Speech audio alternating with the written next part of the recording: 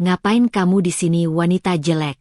Bikin malu aja, teriak mertua di depan tamu arisan. Semua orang menertawakanku. Aku hanya senyum dan pergi, tapi besoknya mertua menjerit histeris saat tahu. Sebelum cerita dimulai, silahkan tulis di kolom komentar dari daerah mana saja teman-teman yang menonton cerita ini. Jangan lupa like, komen, dan subscribe agar channel ini bisa semakin berkembang dan mempersembahkan cerita yang lebih menarik lagi.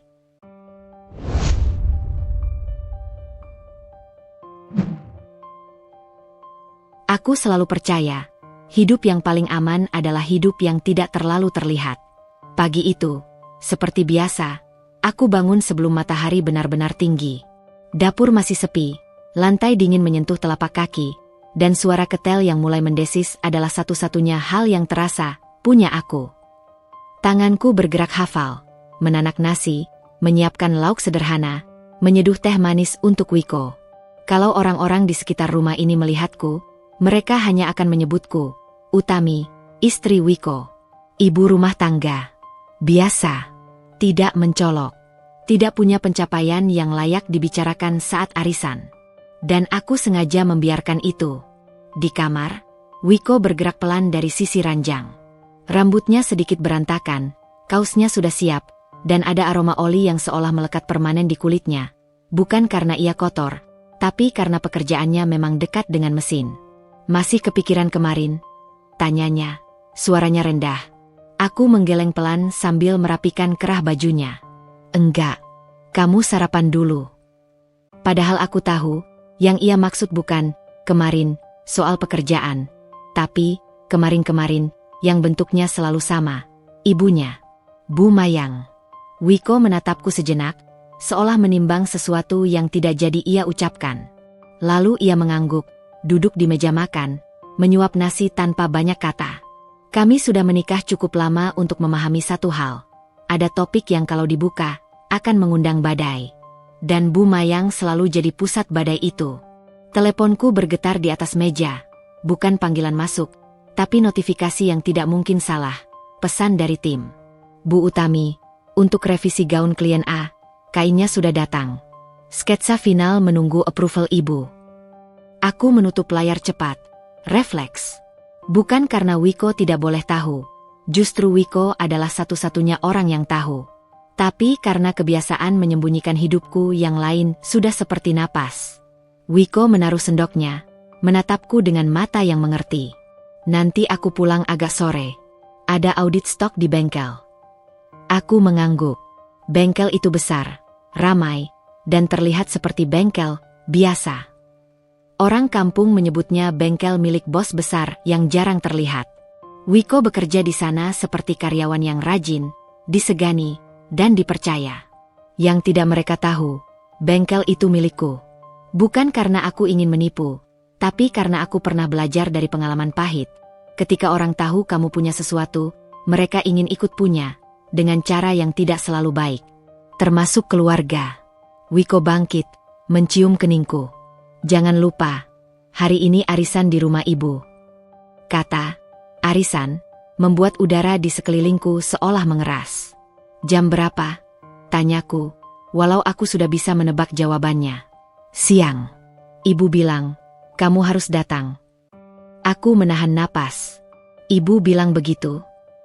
Wiko menghela pelan. Dengan nada yang, kamu tahu sendiri. Aku tahu. Bu Mayang tidak pernah mengundang. Ia memerintah, lalu menyelipkan racun di sela kata-katanya. Aku menatap piring Wiko yang sudah hampir kosong. Ada bagian dari diriku yang ingin berkata, aku capek. Tapi bagian yang lain, yang lebih lama hidup dalam diam, memilih menelan semua itu. Ya sudah, jawabku ringan. Nanti aku datang. Wiko menatapku lama, seperti ingin memastikan aku benar-benar baik-baik saja. Lalu ia pergi, meninggalkan aroma minyak rambut dan langkah kaki yang terdengar tegas namun berat. Begitu pintu tertutup, aku berdiri beberapa detik tanpa bergerak. Aku bisa merasakan detak jantungku di ujung jari. Aku bukan takut pada arisan. Aku lelah pada panggung yang sama, dengan naskah yang sama, dan penonton yang selalu merasa benar. Aku masuk ke ruangan kecil di belakang rumah. ruangan yang orang luar kira gudang. Di sana, ada meja kerja, manekin, gulungan kain, dan papan inspirasi yang penuh potongan warna. Di sanalah aku menjadi diriku sendiri. Utami, desainer ternama yang hasil karyanya pernah dipakai orang-orang yang muncul di layar televisi. Tapi di luar sana, aku hanya istri Wiko yang, ya begitu. Aku membuka laptop, menatap sketsa gaun di layar. Indah, tegas, berani. Ironisnya, gaun-gaun itu berani, sementara aku memilih menyusut agar aman. Bel pintu berbunyi. Aku menutup laptop cepat, berjalan ke depan, dan mendapati seorang kurir membawa paket kain. Aku menandatangani, menutup pintu, lalu bersandar sejenak. Bel lagi. Kali ini, ponselku bergetar, panggilan masuk. Nama di layar membuat tenggorokanku mengencang. Bu Mayang. Aku mengangkatnya dengan suara seramah yang bisa kupaksakan. Assalamualaikum, Bu. Waalaikumsalam, jawabnya cepat, tanpa hangat. Kamu jangan lupa arisannya. Iya, Bu. Datang itu jangan telat. Ini banyak tamu penting. Nada suaranya seperti menilai. Kamu ngerti, tamu penting, kan? Jangan bikin malu. Aku menggenggam ponsel lebih erat. Saya usahakan datang tepat waktu, Bu. Terus, kamu pakai baju yang pantas. Jangan kayak kemarin-kemarin. Kamu itu istri Wiko. Masa berdandan aja gak bisa? Aku merasakan sesuatu di dadaku, bukan marah yang meledak, tapi sesuatu yang turun pelan seperti beban. Iya, Bu. Udah ya. Jangan lupa bawa sesuatu. Minimal kue atau buah. Jangan numpang nama doang. Klik. Telepon mati. Aku menatap layar yang gelap, lalu tertawa kecil. Tawa yang tidak lucu. Bu Mayang selalu berhasil membuatku merasa seperti beban. Padahal selama ini aku menahan banyak hal agar mereka tidak jatuh. Aku menghela napas, lalu masuk kamar. Aku membuka lemari, menatap deretan pakaian yang kususun rapi. Ada yang sederhana, ada yang elegan. Semua bisa kupakai. Tapi masalahnya bukan baju. Masalahnya, di mata Bu Mayang, aku bisa memakai mahkota pun tetap dianggap salah. Aku memilih setelan yang anggun tapi tidak mencolok. Aku merias wajah seperlunya. Menata rambut rapi. Tidak berlebihan. Tidak menantang. Tidak memberi celah. Namun saat aku menatap cermin, yang kulihat bukan perempuan cantik atau tidak cantik. Yang kulihat adalah perempuan yang terlalu sering menahan. Di meja rias, ada dompet kecil berisi kartu-kartu. Salah satunya kartu bank yang jarang kupakai secara terang-terangan. Aku menatapnya sejenak, teringat daftar transfer yang selalu muncul tiap bulan. Cicilan rumah Bu Mayang, biaya listriknya, kebutuhan dapurnya, bahkan beberapa utang lama yang diam-diam aku lunasi. Bukan karena aku ingin dipuji, tapi karena aku pikir, kalau aku membantu, mungkin hati Bu Mayang akan melunak. Ternyata aku salah. Aku menutup dompet, meraih tas, lalu berdiri tegak. Rumah Bu Mayang dari luar terlihat megah, tapi bukan megah karena hangat. Megah karena ingin dilihat. Gerbangnya tinggi, catnya mengilap, dan ada pot bunga besar di kiri kanan pintu seperti penjaga yang memberi sinyal. Yang masuk ke sini harus pantas. Aku berdiri sebentar di depan gerbang, merapikan pegangan tas. Di dalam tas itu ada kotak kue dan buah, seperti yang Bu Mayang perintahkan. Aku bisa saja datang tanpa membawa apapun, tapi aku tahu itu akan jadi amunisi tambahan untuknya. Aku menekan bel. Tak lama, pintu terbuka. Seorang perempuan muda, tetangga yang sering membantu saat ada arisan, melihatku dari ujung kepala sampai kaki. Pandangannya cepat, tapi cukup tajam untuk menyampaikan penilaian. Oh, Utami. Senyumnya tipis. Masuk. Aku melangkah masuk. Aroma parfum menyengat bercampur wangi gorengan dan saus. Ruang tamu sudah penuh. Kursi-kursi ditata rapi membentuk setengah lingkaran. Meja panjang di tengah dipenuhi snack, piring cantik, dan gelas-gelas yang mengilap. Semua tampak, wah, tapi getarnya terasa seperti kompetisi halus. Di sudut, tawa-tawa terdengar nyaring. Aku menangkap fragmen percakapan. Tentang harga emas, tentang anak yang masuk sekolah favorit, tentang suami yang baru beli mobil. Seperti biasa, arisan bukan sekadar kumpul. Arisan adalah panggung. Dan Bu Mayang adalah sutradaranya. Aku mencari Bu Mayang dengan mata. Ia duduk di kursi paling depan, dekat meja, seperti ratu. Di lehernya, kalung tebal berkilau. Jari-jarinya penuh cincin. Bibirnya merah menyala. Saat ia melihatku, seulas senyum muncul, tapi senyum yang seperti pisau, cantik di permukaan, tajam di maksudnya. Aku melangkah mendekat, menunduk sopan. "Assalamualaikum, Bu." Bu Mayang tidak langsung menjawab. Ia menatapku lama, seperti menimbang apakah keberadaanku mengganggu pemandangan. "Waalaikumsalam," katanya akhirnya, dengan nada yang dibuat-buat ramah. "Oh, kamu datang juga." Aku mengangguk, mengulurkan kotak kue dan buah. "Ini, Bu, saya bawakan." Bu Mayang menerima tanpa benar-benar melihat. Ia meletakkannya di meja tanpa ucapan terima kasih, lalu menatap para tamu seolah ingin memastikan semua mata ikut menyaksikan momen itu. "Tuh kan," katanya keras, cukup keras untuk didengar orang-orang terdekat. "Kalau disuruh baru mau bawa. Kalau enggak, paling dateng cuma numpang makan." Beberapa orang tertawa kecil. Ada yang menutup mulut dengan tangan, pura-pura sopan.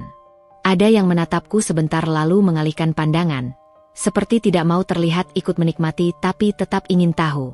Aku menahan napas. 1, 2, 3. Aku tersenyum kecil.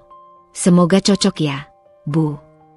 Bu Mayang mengangkat alis, seperti heran aku masih bisa tersenyum. Lalu ia melambaikan tangan ke kursi paling pinggir. "Duduk sana. Jangan di depan. Nanti nutupin." Kalimat itu tampak seperti bercanda, tapi nadanya jelas. Aku harus tahu tempat. Aku berjalan ke kursi pinggir, duduk perlahan. Di sampingku, seorang ibu berbisik ke temannya, tapi cukup keras hingga aku menangkapnya.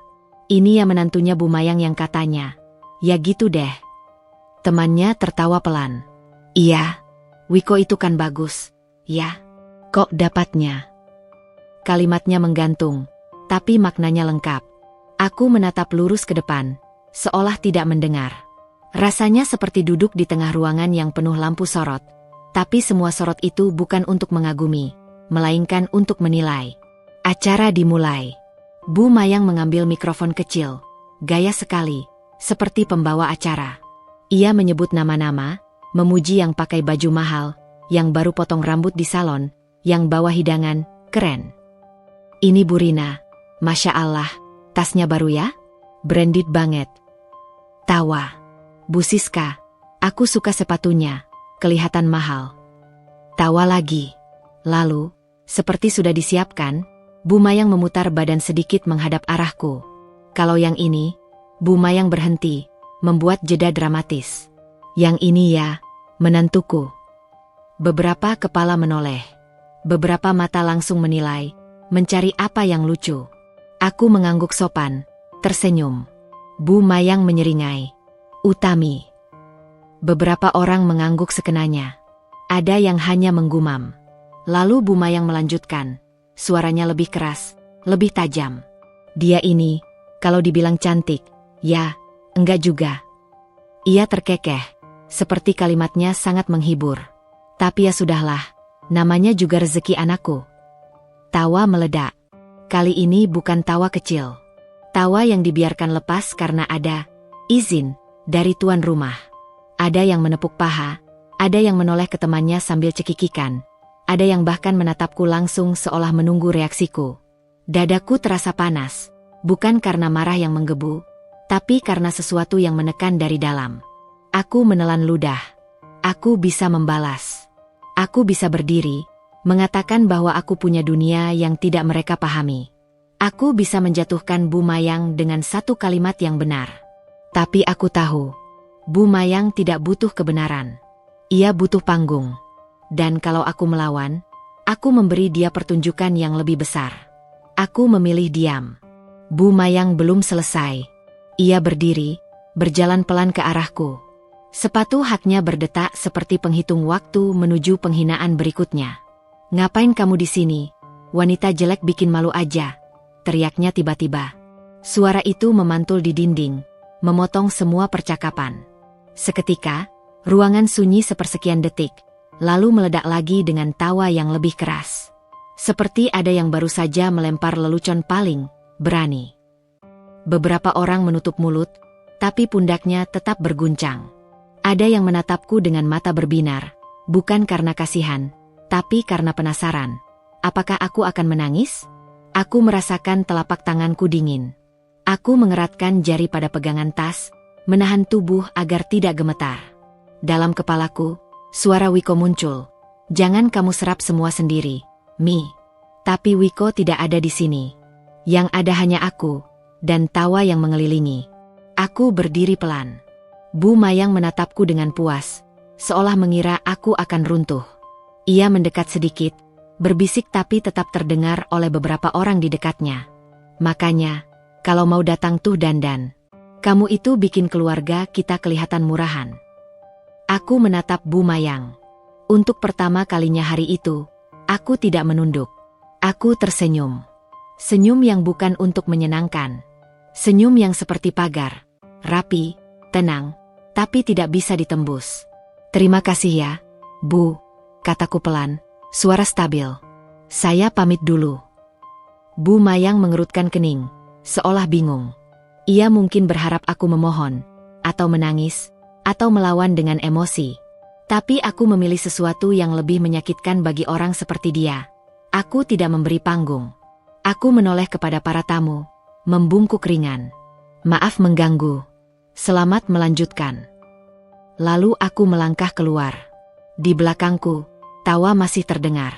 Ada yang berbisik, ada yang mencibir, ada yang memanggil namaku pelan tapi tidak mengejar.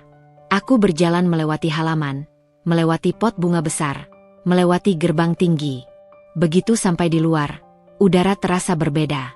Seperti lebih ringan, tapi juga lebih dingin. Aku menatap langit.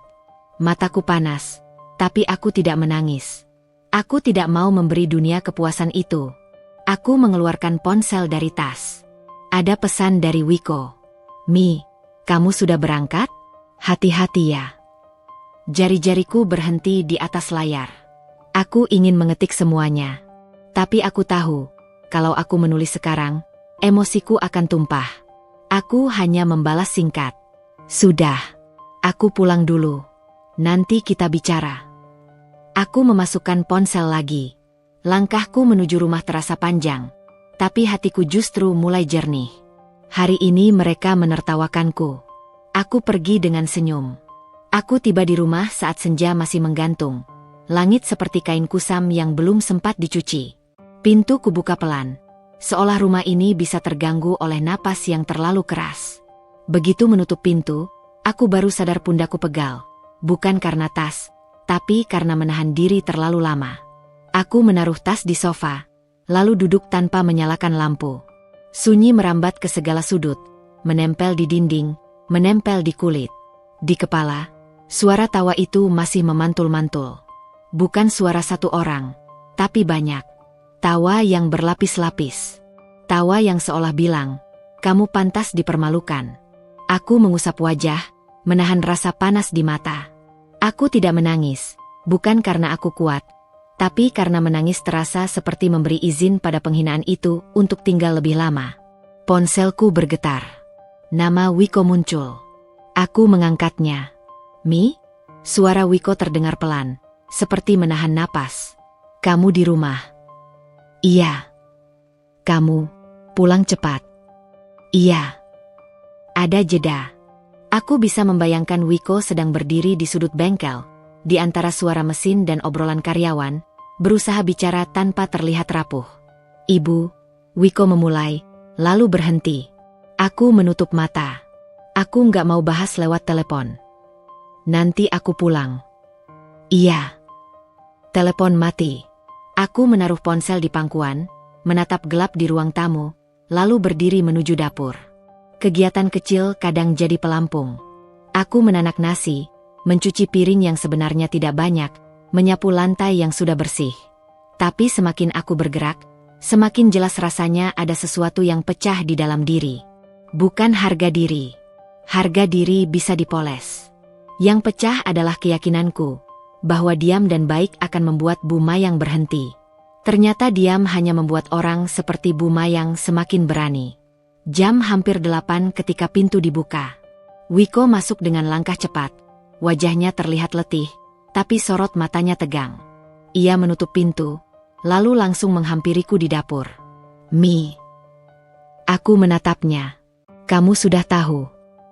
Wiko mengangguk pelan. "Ibu telepon ke bengkel. Dia ketawa-ketawa cerita. Katanya kamu kabur karena malu." Aku tersenyum tipis, tapi itu bukan senyum bahagia. Jadi sekarang versi ceritanya aku kabur. Wiko mengepalkan tangan, lalu melepasnya lagi. "Aku marah, Mi. Tapi, dia ibuku." Kalimat itu, "dia ibuku," selalu jadi tembok.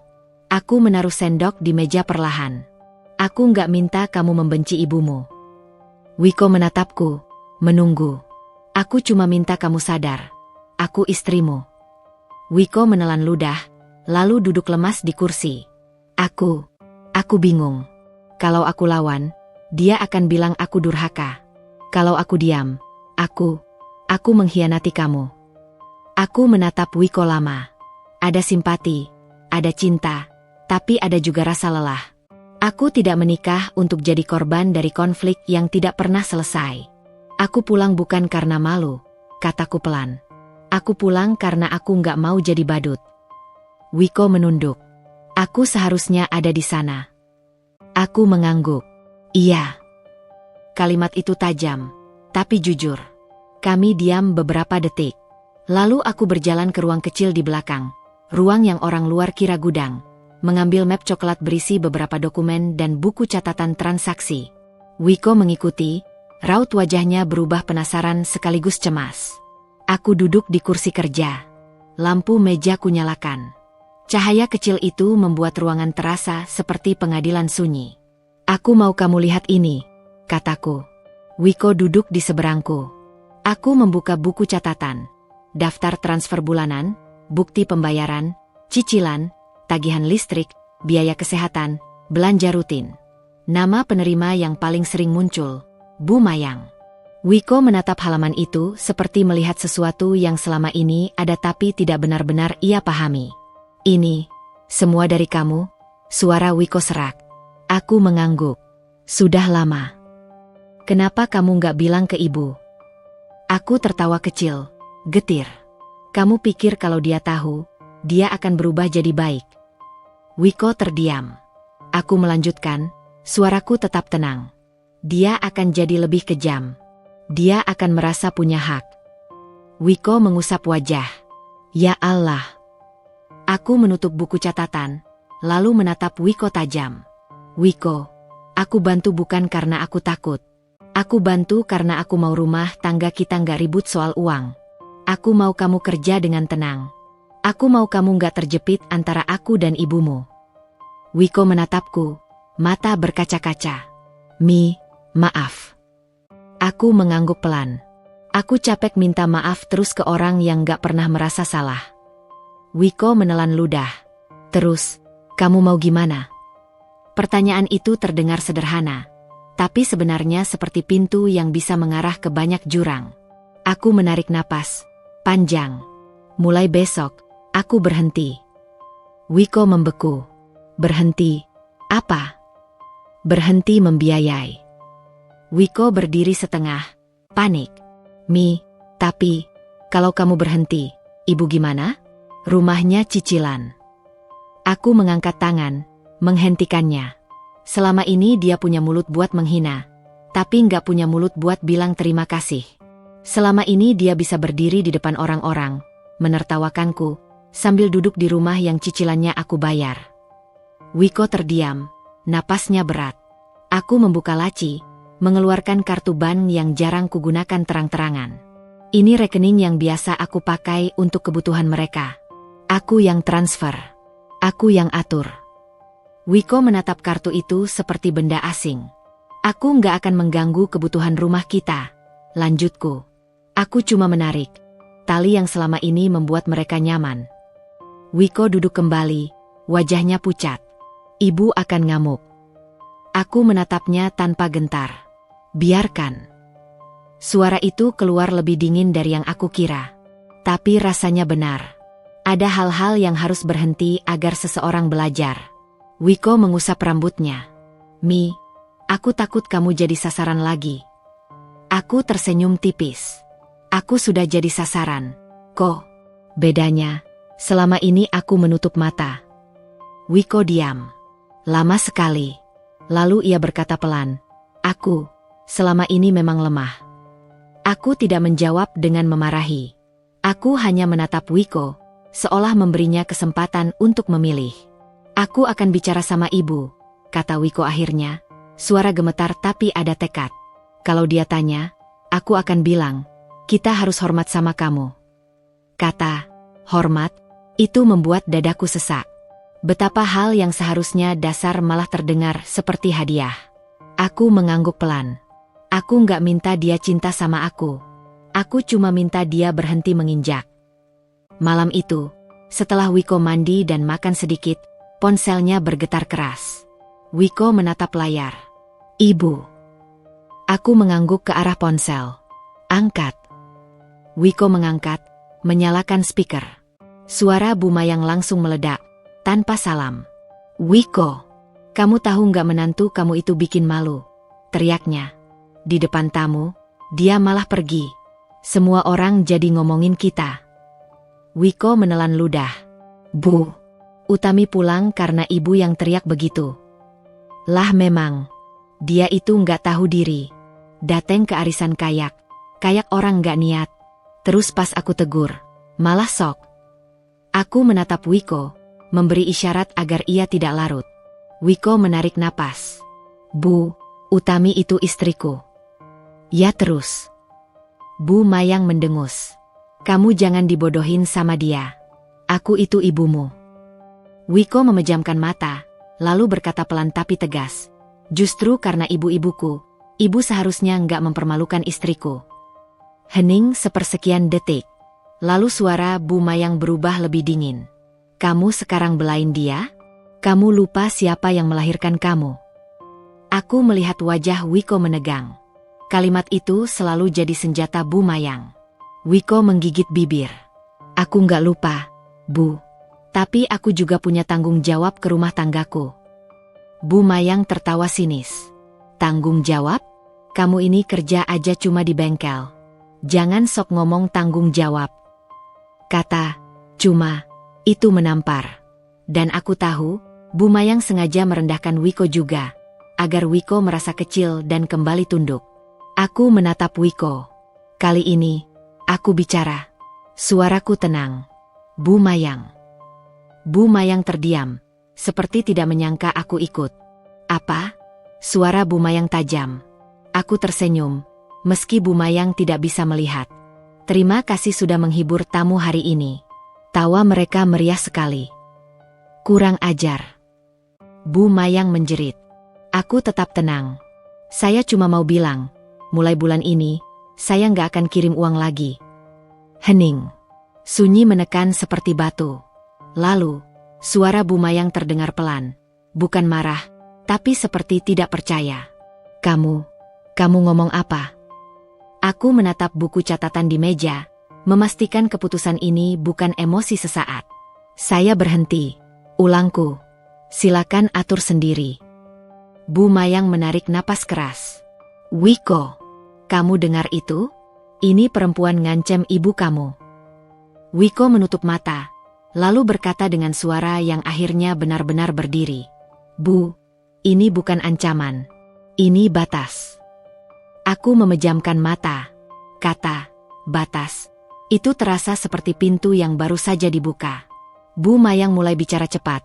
Suaranya naik turun, mengutuk, menyebut aku durhaka, menyebut aku tidak tahu adat.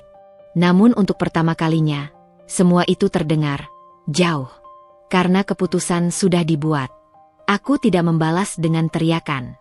Aku tidak membalas dengan tangis. Aku hanya menatap lampu meja yang kecil, tapi cukup menerangi halaman-halaman bukti. Pagi itu, aku bangun dengan tubuh yang terasa lebih ringan, meski semalam hampir tidak tidur. Bukan karena aku tenang sepenuhnya, melainkan karena satu hal akhirnya jelas. Aku tidak akan terus hidup sambil menahan luka demi menjaga perasaan orang yang tak pernah menjaga perasaanku. Wiko sudah bangun lebih dulu. Ia duduk di ujung ranjang, menatap lantai, seperti orang yang baru saja melewati pintu besar dan belum tahu apa yang menunggunya di balik sana.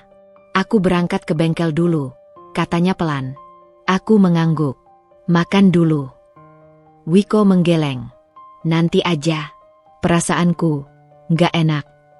Aku menatapnya sebentar, lalu hanya berkata, apapun yang terjadi hari ini, ingat, kita satu tim.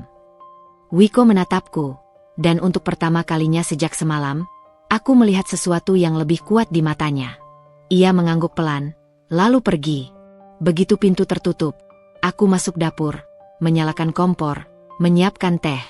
Rutinitas kecil itu seperti jangkar, menahan pikiranku agar tidak hanyut oleh bayangan Bu Mayang yang pasti sedang menyusun amarah baru.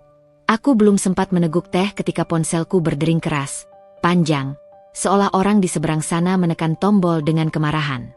Nama yang muncul, Bu Mayang. Aku menatap layar beberapa detik. Lalu aku mengangkatnya. Assalamualaikum, Bu. Tidak ada jawaban salam. Yang ada hanya tarikan napas kasar. Lalu suara Bu Mayang yang tinggi dan bergetar. Utami, kamu ngapain? Aku menjauhkan ponsel sedikit dari telinga. Saya kenapa, Bu? Kamu pura-pura nggak tahu. Kamu bilang kamu berhenti kirim uang. Terus ini apa maksudnya? Suaranya naik, pecah, seperti kaca. Aku tetap tenang. Saya memang berhenti, Bu. Di seberang, terdengar suara benda jatuh. Mungkin gelas, mungkin sendok, mungkin tangannya sendiri yang gemetar. Kamu sadar nggak hari ini cicilan rumah jatuh tempo? Bu Mayang menjerit. Tadi aku ke ATM, aku cek, nggak ada masuk. Biasanya kamu transfer pagi. Aku menahan napas, menatap uap teh yang naik pelan. Bu Mayang, saya sudah bilang semalam. Mulai bulan ini saya tidak kirim lagi. Hah? Kamu pikir kamu siapa? Bu Mayang meraung. Kamu itu cuma ibu rumah tangga. Uang dari mana kamu berani-beraninya mengatur? Kalimat itu membuat sesuatu di dadaku bergetar. Tapi bukan takut. Lebih seperti rasa muak yang sudah lama mengendap. Aku menjawab pelan. Saya tidak mengatur, Bu. Saya hanya berhenti. Bu Mayang seperti tersedak. Berhenti? Kamu mau bikin aku malu? Aku tersenyum tipis, walau ia tidak melihat. Kemarin ibu sudah bikin saya malu di depan tamu arisan. Jadi, kita impas. Kurang ajar. Bu Mayang menjerit lagi. Aku bisa laporin kamu ke keluarga besar. Aku bisa. Silakan, potongku lembut. Tapi cicilan tetap harus dibayar sendiri. Di seberang, terdengar napas yang semakin cepat. Seolah Bu Mayang baru sekarang menyadari bahwa ancaman, teriakan, dan drama biasanya berhasil. Karena aku selalu mengalah. Dan sekarang, aku tidak. Tunggu. Bu Mayang tiba-tiba berubah nada. Dari marah jadi panik. Kamu jangan gila. Kamu pikir gampang cari duit? Wiko kerja di bengkel. Gajinya pas-pasan. Kalau kamu berhenti, kita makan apa? Aku diam. Bukan karena ragu, tapi karena kalimat itu membongkar kebusukan yang selama ini ditutupi. Bu Mayang memandang Wiko rendah, tapi tetap menggantungkan hidup pada uang yang datang lewat rumah tangga kami. Bu Mayang, kataku akhirnya, ibu punya 2 tangan dan 1 mulut. Ibu bisa bekerja, bisa mengatur, bisa meminta baik-baik, kalau ibu mau. Bu Mayang tertawa pendek, tapi suaranya pecah. Kamu mau ngajar-ngajar aku? Bukan mengajar, Bu. Ini batas. Aku menutup telepon sebelum kata-kata itu berubah jadi api yang tidak perlu. Belum 1 menit, ponselku kembali berdering. Kali ini bukan Bu Mayang. Wiko. Aku mengangkat cepat. Mi. Suara Wiko tegang. Ibu datang ke bengkel. Aku memejamkan mata. Sudah kuduga. Ibu ngamuk di depan orang-orang. Dia teriak-teriak bilang kamu perempuan gak tahu diri. Katanya kamu ngancem keluarga. Aku menarik napas panjang. Kamu gimana? Wiko diam sebentar, lalu suaranya terdengar lebih mantap. Aku ajak ibu ke ruang kantor.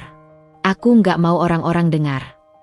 Aku membayangkan Bu Mayang dengan wajah merah, tangan gemetar, mulut yang tak bisa diam. Ruang kantor bengkel itu bersih dan rapi, tempat yang selama ini menjadi wilayah Wiko, bukan wilayah ibunya. Aku pulang siang nanti, lanjut Wiko. Tapi kayaknya, ini bakal besar. Aku hanya menjawab, aku di rumah. Kalau perlu, bawa ibu ke sini. Tapi kamu tetap tenang, Ko. Telepon ditutup. Aku menaruh ponsel di meja, lalu menatap sekeliling rumah. Rumah ini sederhana dari luar, tapi di dalamnya ada banyak rahasia yang selama ini kupilih diam. Kontrak klien, laporan bengkel, daftar aset, dan rekening-rekening yang sengaja kubuat terpisah supaya tidak mengundang tangan-tangan rakus. Rahasia-rahasia itu sekarang mengetuk dari dalam, seolah berkata, mungkin sudah waktunya kau berdiri. Tepat ketika aku selesai merapikan gelas, terdengar suara motor berhenti di depan rumah. Lalu langkah kaki cepat. Lalu ketukan pintu yang tidak sopan. Bukan ketukan, lebih seperti hantaman. Aku membuka pintu. Bu Mayang berdiri di sana. Rambutnya tidak serapi biasanya. Lipstiknya belepotan. Mata tajamnya sekarang lebih mirip mata orang panik. Di belakangnya, seorang pria setengah baya berdiri canggung. Tetangga yang kemarin ikut arisan, yang suka tersenyum sinis. Ini rumahnya Utami? Tanya pria itu. Bu Mayang langsung mendorong bahunya sendiri maju. Iya, ini dia. Nih perempuan yang sok kaya. Aku menatap Bu Mayang tanpa terkejut. Masuk, Bu. Bu Mayang tidak langsung masuk. Ia menatapku seolah menilai apakah aku masih orang yang sama. Menunduk, diam, memaafkan. Tadi penagih cicilan datang ke rumah. Katanya cepat, suaranya gemetar. Dia bilang kalau hari ini nggak dibayar, kena denda. Aku mengangguk pelan. Ibu bisa bayar, Bu. Pakai apa? Bu Mayang menjerit histeris. Suaranya pecah, membuat tetangga yang lewat menoleh. Selama ini yang bayar kamu. Aku baru sadar. Aku cek mutasi, semua dari rekening kamu. Pria di belakangnya terlihat kikuk, seperti menyesal ikut datang. Tapi Bu Mayang sudah terlanjur membawa saksi, mungkin agar aku malu dan mau menyerah. Aku menatap Bu Mayang. Iya, Bu. Selama ini saya yang bayar. Bu Mayang seperti limbung. Kenapa? Kenapa kamu bisa? Kamu kan ibu rumah tangga? Aku menyambung pelan. Bu Mayang menelan ludah. Kamu bohong selama ini. Aku menggeleng. Saya tidak bohong. Saya hanya tidak perlu mengumumkan. Bu Mayang mendadak menunjuk wajahku. Kamu sengaja. Kamu mau bikin aku kelihatan miskin. Aku menarik napas. Bu Mayang, kemarin ibu sudah teriak di depan banyak orang bahwa saya wanita jelek bikin malu. Saya tidak membuat ibu miskin. Ibu membuat diri sendiri miskin, dalam sikap. Kalimat itu membuat wajah Bu Mayang merah padam. Ia membuka mulut, tapi tidak langsung keluar kata-kata. Lalu ia tertawa histeris, bukan tawa bahagia, tapi tawa orang yang kepalanya penuh dan tidak tahu harus bagaimana. Wiko. Bu Mayang mendadak memanggil, seolah Wiko ada di sini. Wiko, kamu dengar ini. Istrimu kurang ajar. Aku menatap pria di belakang Bu Mayang, lalu berkata sopan. Pak, kalau Bapak tidak ada urusan, saya minta Bapak pulang. Ini urusan keluarga. Pria itu tergagap. Oh, iya. Ia mundur cepat, lalu pergi. Bu Mayang menoleh tajam melihat orang itu pergi. Kamu usir saksi. Aku tetap tenang. Saya tidak perlu saksi untuk urusan rumah tangga saya. Bu Mayang masuk dengan langkah kasar, seperti ingin menguasai rumahku. Ia duduk di sofa tanpa izin, lalu menepuk-nepuk lututnya sendiri. Napasnya masih tidak teratur. Aku nggak terima, katanya akhirnya, lebih pelan tapi penuh racun. Kamu sengaja bikin aku tergantung sama kamu. Aku duduk di kursi seberangnya, jarak cukup jauh agar aku tidak ikut terseret emosinya. Saya tidak pernah memaksa ibu menerima bantuan.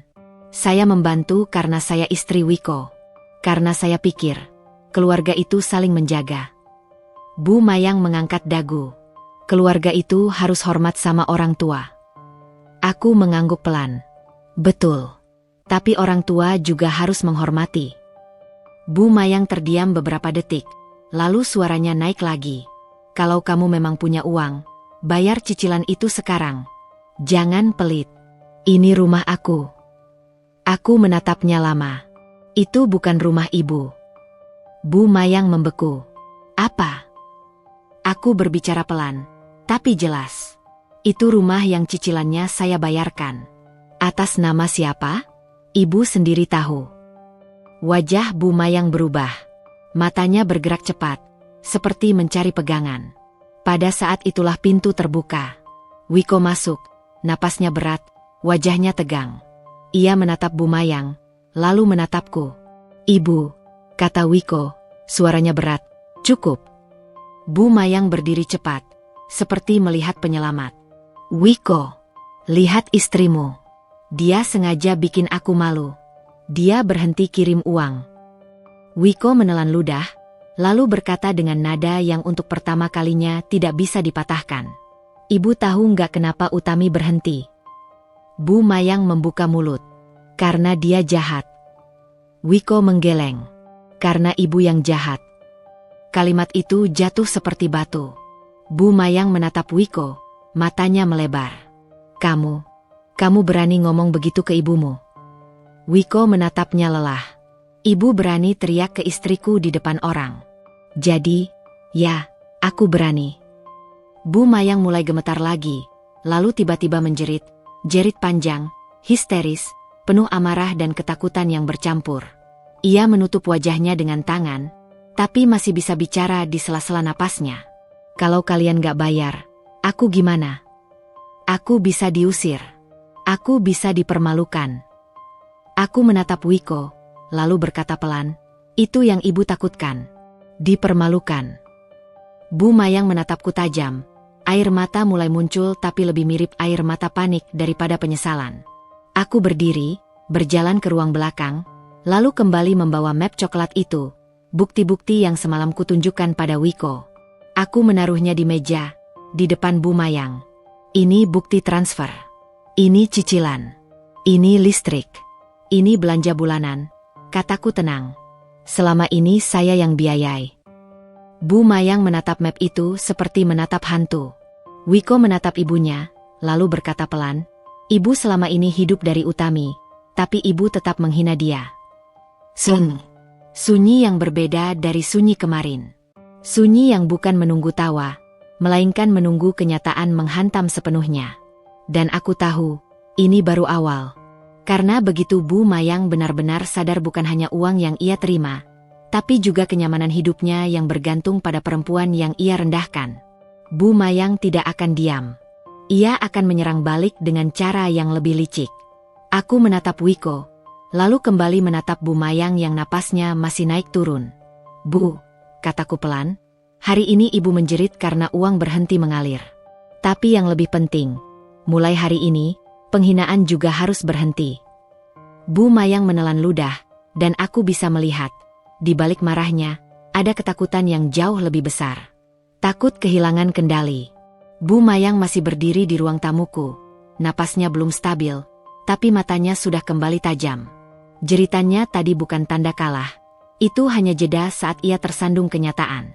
Sekarang, ketika air mata di sudut matanya mulai mengering, aku tahu, racun yang sama akan keluar lagi, hanya dengan bentuk yang lebih rapi. Wiko berdiri di dekat pintu, seolah siap menjadi pagar. Tangannya mengepal lalu mengendur, berulang, seperti ia sedang menahan dua hal sekaligus, amarah pada ibunya, dan rasa bersalah sebagai anak. Bu Mayang mengusap pipinya, lalu tertawa pendek. Tawa yang kering, tidak ada lucunya. Jadi, katanya pelan, selama ini kamu ngerasa paling hebat ya, Utami? Aku menatapnya tanpa terpancing. Saya cuma ingin hidup tenang, Bu. Tenang. Bu Mayang mendengus. Kalau kamu mau tenang, kamu gak akan bikin ibumu Wiko datang ke rumah kamu kayak pengemis. Kata, pengemis, itu keluar begitu saja. Tanpa sadar ia sedang menelanjangi harga dirinya sendiri. Wiko mengangkat suara, tegas. Bu, jangan bicara begitu. Bu Mayang menoleh cepat, menatap Wiko seperti menatap musuh. Kamu sekarang ikut dia? Kamu lupa kamu makan dari siapa dulu? Wiko menggertakkan gigi. Aku makan dari hasil kerja aku, Bu. Bu Mayang tertawa sinis. Kerja kamu? Di bengkel? Jangan bikin orang ketawa. Karyawan aja banyak, kamu cuma. Aku memotong pelan, tapi jelas. Cukup, Bu Mayang. Bu Mayang menatapku tajam. Oh, sekarang kamu yang nyuruh-nyuruh. Aku merasakan jantungku berdetak pelan namun mantap. Saya bukan nyuruh. Saya menetapkan batas di rumah saya. Kalimat itu membuat Bu Mayang sedikit membeku.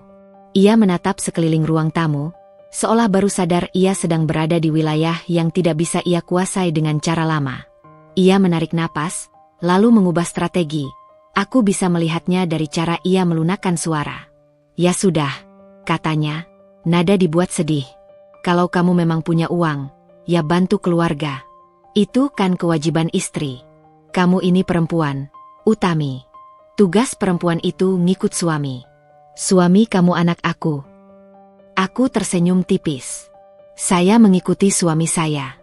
Karena itu saya menjaga rumah tangga saya. Bukan menjaga ego ibu. Bu Mayang tersentak. Wajahnya kembali panas. Ego? Kamu ngomong aku ego. Kalau ibu bisa menghina orang yang menolong ibu, itu namanya apa? Tanyaku pelan. Bu Mayang membuka mulut, tapi tidak keluar suara. Ia menatap map coklat di meja seperti menatap bukti kejahatannya sendiri. Lalu ia tiba-tiba berdiri lebih tegak, meraih tasnya, dan berkata cepat. Oke, kalau kamu gak mau bantu, berarti kamu siap menanggung akibatnya. Wiko melangkah maju.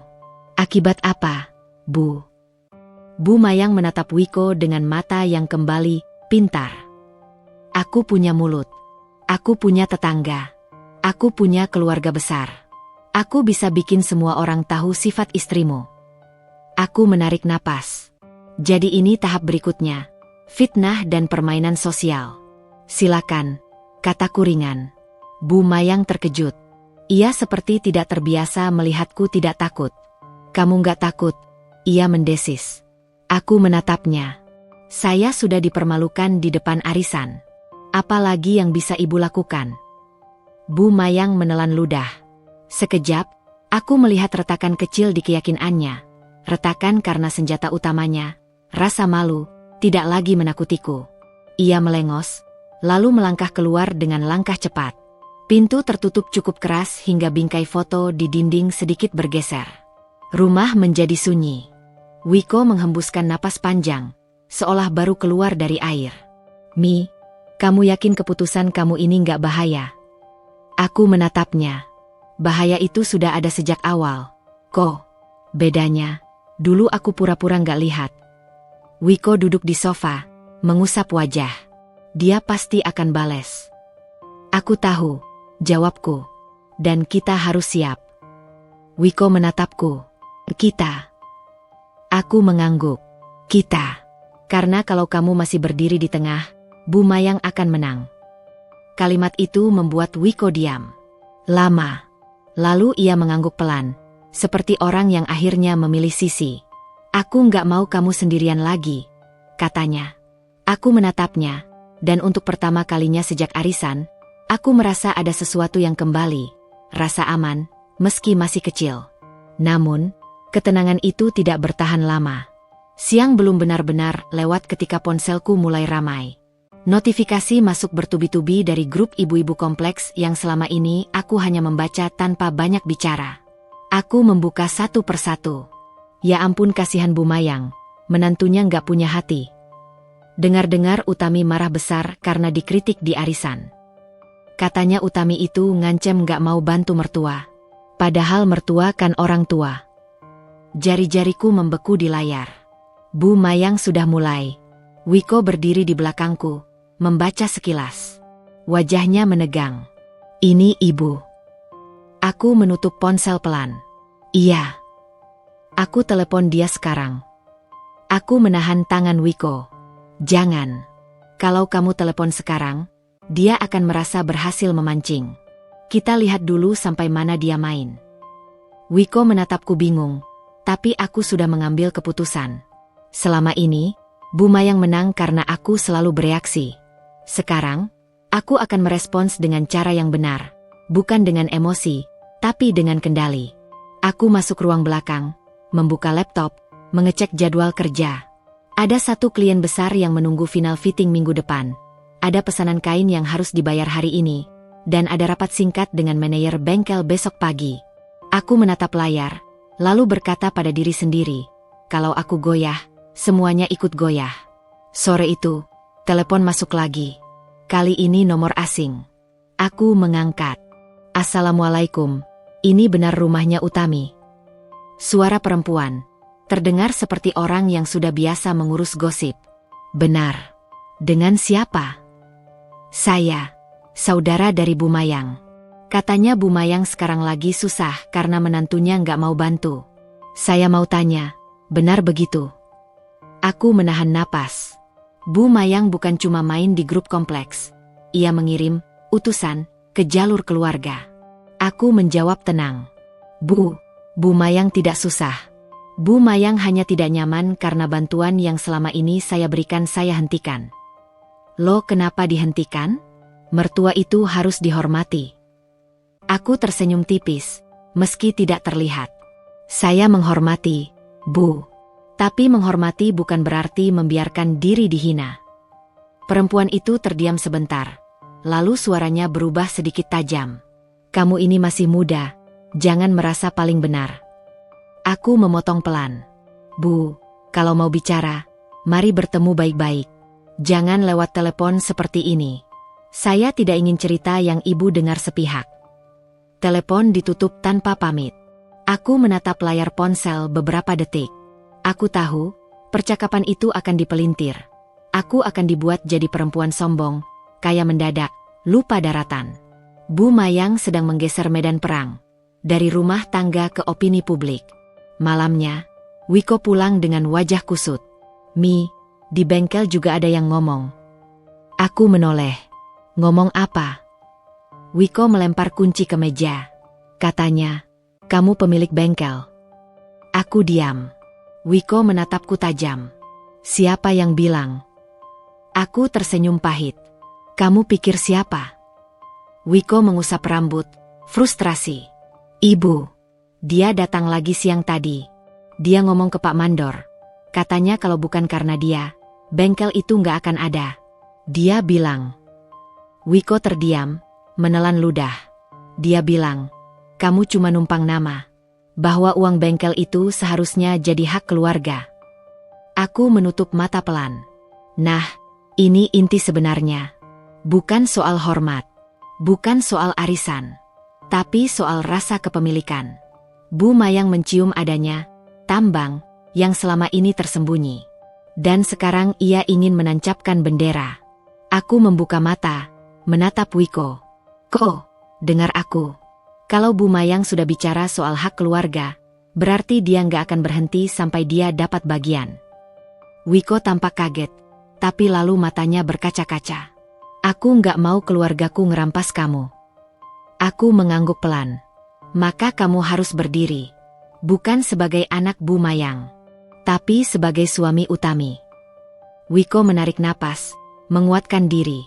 Apa yang harus kita lakukan? Aku berdiri, berjalan ke ruang belakang, mengambil map lain, lebih tebal. Isinya bukan bukti transfer, tapi dokumen bengkel, akta, izin usaha, laporan pajak, dan surat-surat kepemilikan yang selama ini kusimpan rapi. Aku menaruhnya di meja. Besok, kita ke bengkel. Kita bereskan struktur resmi. Kita jelaskan ke orang-orang yang perlu tahu. Tapi dengan cara yang terukur. Wiko menatap dokumen itu, lalu menatapku. Kamu siap orang-orang tahu kamu desainer? Kamu siap semua orang tahu kamu pemilik bengkel? Aku menghela napas. Disitulah ketakutanku yang lama. Begitu aku terbuka, Bu Mayang akan punya lebih banyak alasan untuk iri dan menyerang. Tapi kalau aku terus sembunyi, ia akan tetap menguasai cerita. Aku mengangguk. Aku siap. Wiko memejamkan mata, lalu mengangguk juga. Aku ikut kamu. Pada saat itu, Ponsel Wiko berdering.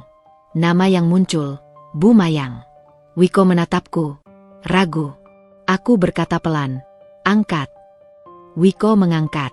Speaker menyala. Suara Bu Mayang terdengar manis. Terlalu manis. Wiko, besok kamu jangan lupa ya.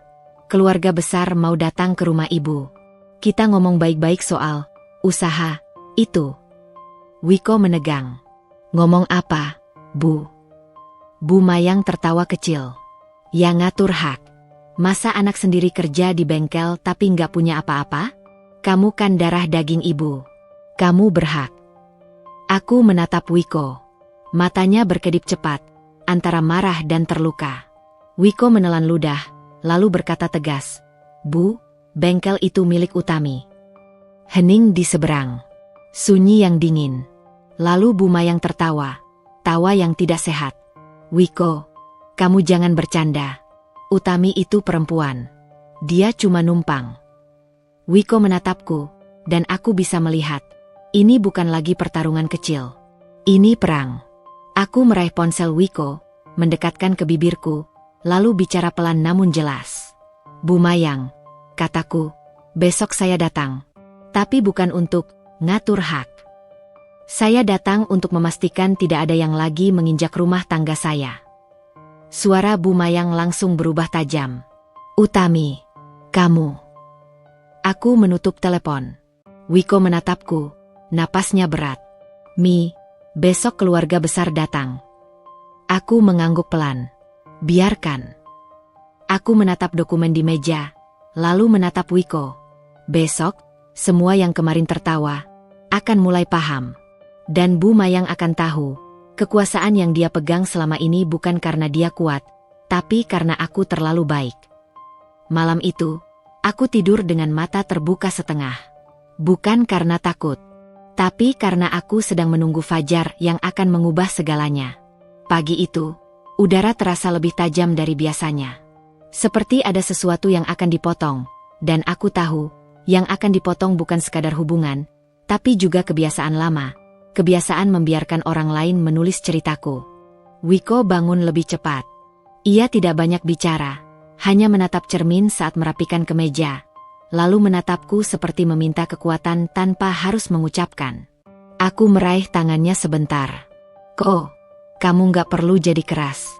Kamu cuma perlu jadi jelas. Wiko mengangguk pelan. Aku takut salah langkah. Kalau kamu terus takut, kamu akan terus dijadikan alat, jawabku. Hari ini kamu berdiri sebagai suami. Wiko menghela napas panjang, lalu mengangguk lagi. Dan kali ini, aku melihat keteguhan yang selama ini seperti terkunci di dalam dirinya. Kami berangkat ke bengkel terlebih dulu. Bengkel itu ramai sejak pagi, suara mesin bercampur obrolan karyawan. Tapi begitu kami masuk area kantor, suasana berubah. Orang-orang menatap, menyapa setengah ragu, seolah sedang menunggu babak berikutnya dari gosip yang sudah beredar sejak kemarin. Manajer bengkel, Pak Darto, berdiri menyambut. Ia orang yang lama bekerja di sini, loyal, dan tahu banyak hal, termasuk fakta yang tidak semua orang tahu. Bu Utami, sapanya sopan, lalu menoleh ke Wiko. Mas Wiko. Di belakangnya, beberapa karyawan yang biasanya santai tampak menahan rasa ingin tahu. Aku membuka map dokumen yang kubawa, menaruhnya di meja kantor. Pak Darto, saya ingin mulai hari ini semuanya lebih rapi. Struktur kepemilikan, wewenang, dan alur keputusan. Pak Darto mengangguk cepat. Siap, Bu. Wiko menatapku, lalu menatap dokumen itu, seperti baru benar-benar memahami betapa besar dunia yang selama ini kusembunyikan demi menjaga kedamaian. Aku menoleh ke Wiko. Kamu tetap kepala operasional. Tapi mulai hari ini, kalau ada yang membawa nama keluarga untuk menekan, kamu tidak perlu bingung. Kamu cukup bilang, kita punya aturan. Wiko mengangguk pelan. Iya. Sebelum kami keluar, aku meminta Pak Darto memanggil beberapa orang kunci. Mandor, bagian keuangan, dan satu orang HR. Bukan untuk pamer, tapi untuk menutup celah fitnah. Aku berdiri di depan mereka, suaraku tenang. Saya tahu belakangan ini ada rumor. Saya tidak ingin bengkel ini jadi tempat gosip. Yang perlu diketahui, bengkel ini milik saya secara hukum. Mas Wiko bekerja di sini karena kompetensinya, bukan karena belas kasihan siapapun. Dan saya ingin kalian bekerja fokus. Urusan keluarga, biar kami yang bereskan. Ruangan hening, lalu beberapa orang mengangguk. Ada yang tampak lega, karena akhirnya jelas. Ada juga yang terlihat malu, karena sempat ikut menelan cerita Bu Mayang. Pak Darto menatapku penuh hormat. Baik, Bu. Aku mengangguk. Terima kasih. Setelah itu, baru kami menuju rumah Bu Mayang. Mobil berhenti di depan gerbang tinggi yang kemarin terasa seperti pintu menuju panggung hinaan. Hari ini, aku datang bukan sebagai perempuan yang menunduk.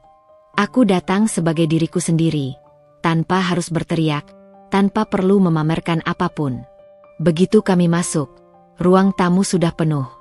Ada tante, paman, sepupu, wajah-wajah yang aku kenal dari acara keluarga. Mereka yang suka menilai cepat, yang menganggap darah adalah alasan untuk berkuasa atas hidup orang lain. Di pojok, beberapa ibu yang kemarin arisan juga hadir. Mungkin diundang supaya cerita Bu Mayang terlihat kuat. Bu Mayang duduk di kursi utama. Kali ini ia memakai baju terbaiknya, riasannya tebal, dan senyum yang dipaksakan. Tapi matanya tidak bisa bohong. Ada ketegangan, ada ketakutan, dan ada ambisi yang terlalu lapar. Begitu melihat kami, Bu Mayang berdiri. Suaranya dibuat manis, tapi tajam di ujungnya. Nah, akhirnya datang juga, katanya. Kita ngomong baik-baik ya, karena ini urusan keluarga. Aku menatap semua orang, lalu menatap Bu Mayang. Baik, Bu. Kita ngomong baik-baik. Seorang tante langsung memulai tanpa basa-basi. Utami, katanya kamu berhenti bantu Bu Mayang? Itu kan gak pantas. Nak, mertua itu orang tua. Aku mengangguk sopan. Betul, tante. Mertua harus dihormati. Tante itu tampak puas, seolah menang. Aku melanjutkan, pelan tapi jelas. Tapi menghormati bukan berarti membiarkan diri dihina di depan umum. Dan bukan berarti harus terus memberi ketika pemberian itu dijadikan alasan untuk merendahkan. Ruangan jadi hening. Bu Mayang menyela cepat. Ah, itu cuma bercanda kemarin. Kamu aja baper. Semua orang ketawa. Aku menoleh padanya. Iya, Bu. Semua orang ketawa. Kalimat itu membuat beberapa wajah menunduk, karena mereka sadar, mereka termasuk yang tertawa. Aku menatap Bu Mayang lagi. Tapi yang Bu Mayang lupakan, tawa itu dibayar oleh uang yang selama ini saya kirim. Bu Mayang mendengus. Uang apa? Kamu itu ngapain sok-sok? Kamu ibu rumah tangga. Aku tersenyum tipis. Saya memang ibu rumah tangga. Tapi saya juga bekerja. Seorang paman mengangkat alis. Kerja apa? Aku tidak menjawab dengan marah. Aku membuka tas, mengeluarkan satu map kecil berisi kartu nama brand, beberapa foto karya, dan satu clipping artikel yang menyebut nama profesional yang selama ini kupakai. Aku taruh di meja. Tidak banyak. Cukup untuk membuktikan. Desainer, kataku singkat. Beberapa orang saling pandang. Ada yang membuka clipping itu, membaca cepat. Bisik-bisik mulai muncul. Ini, beneran dia. Yang di majalah itu. Ya Allah. Bu Mayang menegang. Itu bisa palsu. Aku menatapnya lembut. Kalau Bu Mayang mau cek, silakan. Tapi bukan itu inti saya datang. Wiko yang sejak tadi diam akhirnya maju satu langkah. Suaranya berat, tegas. Intinya, ibu selama ini menghina Utami, tapi hidup ibu dibiayai Utami. Kalimat itu menusuk seperti paku. Ruangan membeku. Bu Mayang langsung memekik. Wiko, kamu itu anak aku. Kamu harus belain aku. Wiko menatap ibunya, matanya berkaca-kaca, Tapi ia tidak mundur. Bu, aku Belain yang benar. Bu Mayang tampak seperti kehilangan kata. Ia menatap sekeliling, mencari dukungan.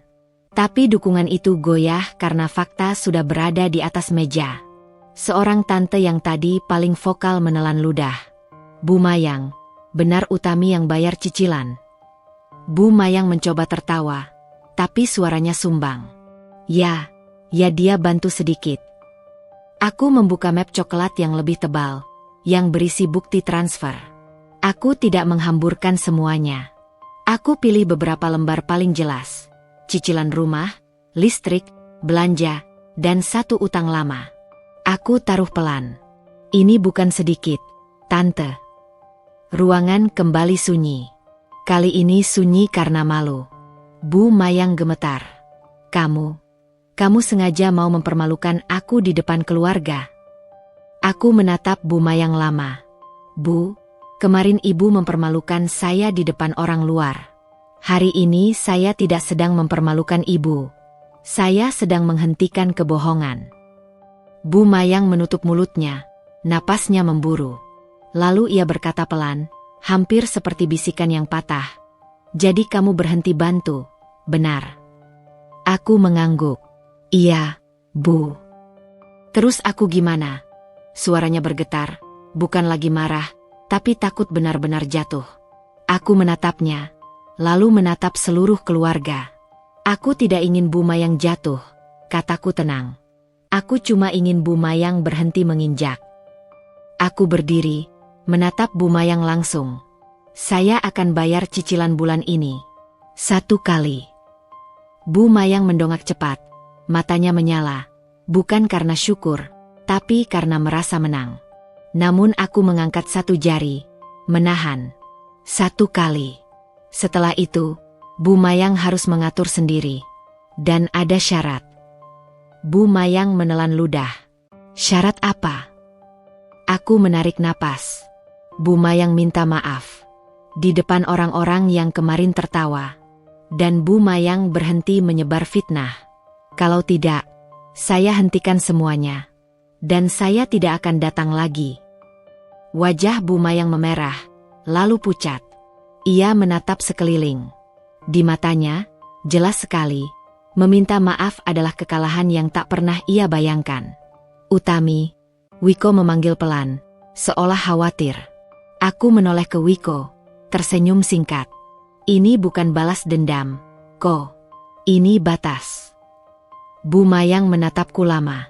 Aku bisa melihat pergulatan, harga diri versus kebutuhan, kuasa versus kenyataan. Akhirnya, dengan bibir gemetar, Bu Mayang berdiri. Ia menatap orang-orang di ruangan itu. Tante, paman, ibu-ibu arisan. Suaranya serak.